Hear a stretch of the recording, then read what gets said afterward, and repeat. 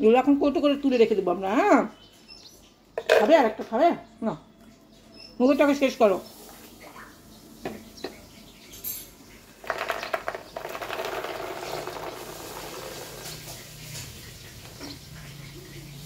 Hello বন্ধুরা, আমি আজকে কিছু মাখনা নিয়ে নিয়েছি। এই মাখনা বা পদ্মবীজ এটা কিন্তু খুবই উপকারী।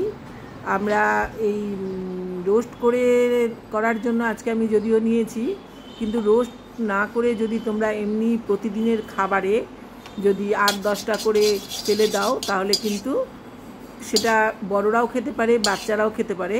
এটা কিন্তু একটি প্রোটিন সমৃদ্ধ খাবার। আমি দেখো কড়াতে 2 চামচ ঘি দিয়ে দিয়েছি, আর এখানে একটু গোলমরিচের গুঁড়ো দিয়ে দিলাম। এবার মাখনাগুলো কড়াতে দিয়ে আমি 10 থেকে 12 মিনিট একদম ফ্লেমটা কম করে দিয়ে এটাকে ড্রাই রোস্ট করব। আর তারপর এই গরম কড়াইয়ের মধ্যে আরও 3-4 মিনিট রেখে দেবো।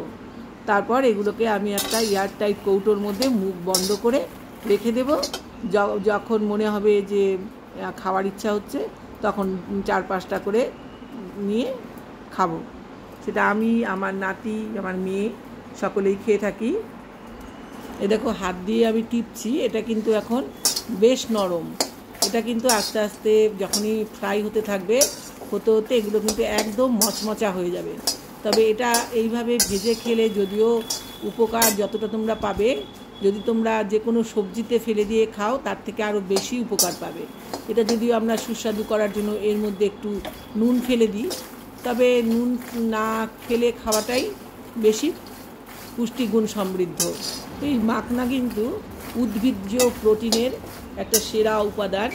যারা নাকি নিরামিষভোজী তারা কিন্তু অবশ্যই এই মাখনা খেতে পারে। মাখনা থেকে প্রচুর পরিমাণে প্রোটিন পাওয়া যায়। প্রোটিন ছাড়াও এর থেকে পাওয়া যায় উচ্চ ফাইবার, ক্যালসিয়াম, আয়রন। আর এই মাখনা কিন্তু অ্যালার্জির বিরুদ্ধেও কিন্তু লড়াই করতে পারে। তবে অতিরিক্ত মাখনা খাওয়াও কিন্তু আবার ভালো নয়, তাহলে পরে পেট ফাঁপতে পারে বা আমাদের কোষ্ঠকাঠিন্য হতে পারে। এই মাখনার এত গুণ থাকার কারণে ভারতে কিন্তু এখন প্রচুর পরিমাণে চাষ হচ্ছে। ভারত ছাড়াও ভারতের বাইরে বিভিন্ন দেশ যেমন জাপান, কোরিয়া, রাশিয়া, এই জায়গাগুলোতেও কিন্তু প্রচুর পরিমাণে মাখনার চাষ হয়ে থাকে। আমি কিন্তু ডাল, মাছের ঝোল সব কিছুতেই কিন্তু 8-10টা করে, যেমন আমরা ডালের বড়ি দিই সেইভাবে কিন্তু মাখনা ব্যবহার করি। তবে এইভাবে রোস্ট করে রাখলে তোমাদের যে কোনো সময় খিদে পেলে তোমরা যদি এখান থেকে 10-12টা তোমরা নিয়ে খাও তাহলে কিন্তু খিদের কিন্তু উপশম হবে। অনেকেই তোমরা এখন বেশিরভাগই বাইরের খাবারে অভ্যস্ত হয়ে পড়েছো। তবে তোমরা বাইরে বেরোলেও যদি তোমরা টিফিন হিসাবে নিয়ে বেরোও, খিদে পেলে 2-4টা মুখে দাও, তাহলেও কিন্তু তোমাদের খিদের উপশম হবে। তবে অতিরিক্ত পরিমাণে কিন্তু এটা সেবন করা যাবে না। আমরা যদি মোটামুটি একটা পরিমাণ মতো প্রতিদিন আমাদের খাদ্য তালিকায় এই মাখনাকে রাখতে পারি, তাহলে কিন্তু আমরা অনেক রোগের থেকেই কিন্তু মুক্তি পেতে পারি। যেমন হৃদরোগের জন্য এটা ভালো, ডায়াবেটিক্স পেশেন্টদের জন্য এটা ভালো, ক্যালসিয়াম থাকে প্রচুর, সেই জন্য আর্থারাইটিস পেশেন্টদের জন্য এটা খুব ভালো। তবে যে কোনো কিছুই কিন্তু অতিরিক্ত কিন্তু ভালো নয়। এবং এই মাখনা কিন্তু রক্তের শর্করাও কিন্তু নিয়ন্ত্রণ করে, অনিদ্রার বিরুদ্ধেও কিন্তু লড়াই করে। তবে একটা কথা বারবারই বলছি, অতিরিক্ত কিন্তু নেওয়া যাবে না, পরিমাণ মতো নিতে হবে। কোনো কিছুই যদি আমরা অতিরিক্ত ব্যবহার করি তা সেটা কিন্তু ভালোর থেকে খারাপই হতে পারে বেশি। তবে প্রতিদিন যদি খাদ্য তালিকায় এই মাখনা রাখা যায় তাহলে কিন্তু অবশ্যই উপকার পাওয়া যাবে। আমি প্রতিদিনই কিছু না কিছু সবজির মধ্যে হোক, ডালের মধ্যে হোক, মাছের মধ্যে হোক, আমি এই মাখনা ফেলে দিই। আর খেতেও কিন্তু ভীষণ ভালো লাগে। তোমাদের কেমন লাগে জানি না, আমার কিন্তু ভীষণই ভালো লাগে।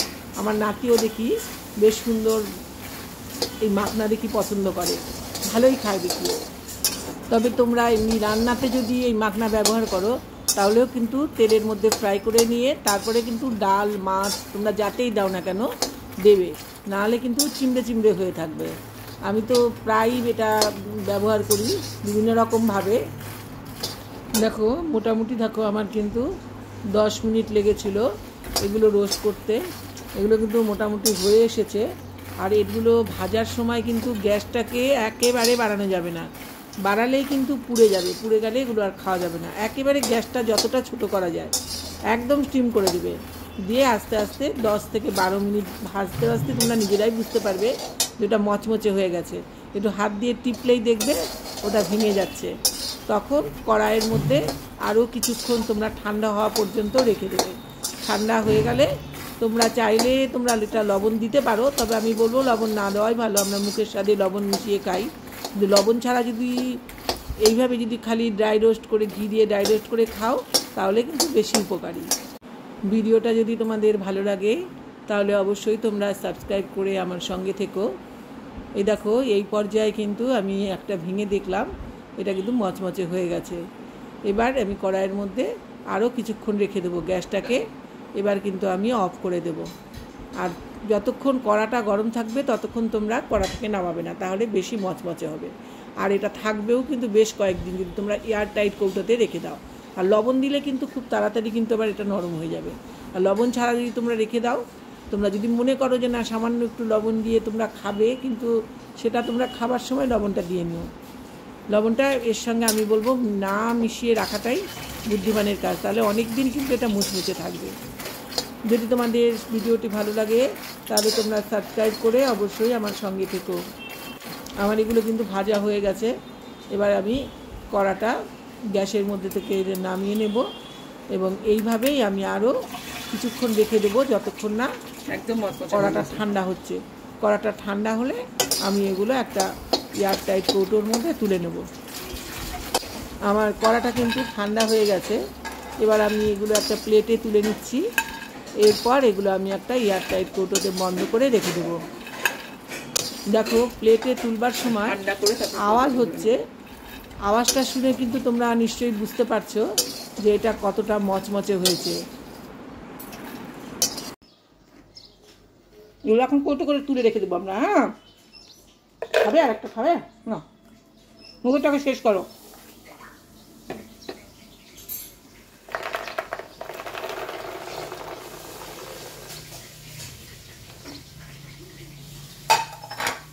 ঠান্ডা হয়ে গেছে।